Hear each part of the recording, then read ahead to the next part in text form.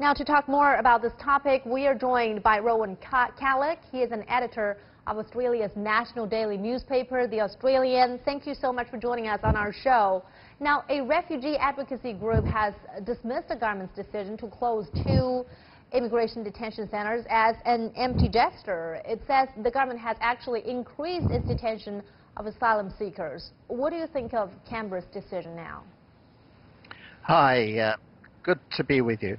And yes, this is a very emotive issue in Australia. It's not only in Australia. There are 2 things that are important to note. One is the background is this is a big issue in Western countries, some Asian countries as well, that have been receiving a lot of refugees, a lot of asylum seekers. People are on the move around the world. Australia's an island country. It's a vast one, but it's an island country.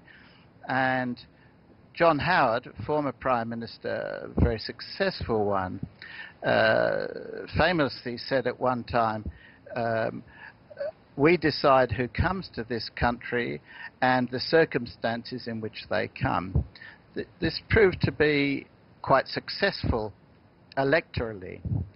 But since then, there's been great controversy about the manner in which those who kept coming have been detained. And this is behind those comments you're talking about. The number in, as you rightly said, the number in detention has declined, but the fact that there are still some children in detention is a concern. And this is becoming an issue that divides the right and the left in Australian politics, and may become an issue at the next election, which is due in probably in May next year.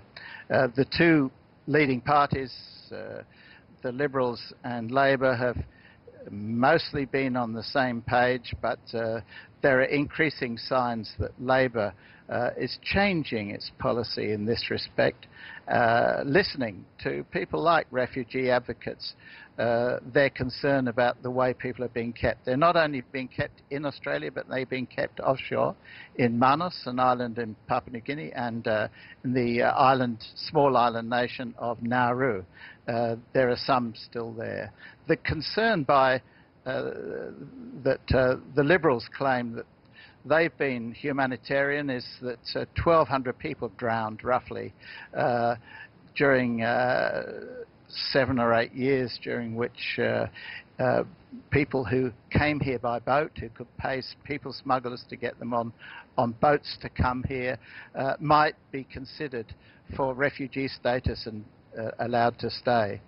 So it's a complex matter, a divisive matter, and quite an emotive one, given also that almost 1 in 2 people who live in Australia, in the major cities, are either themselves born somewhere else or one of their parents is born somewhere else. I'm amongst those.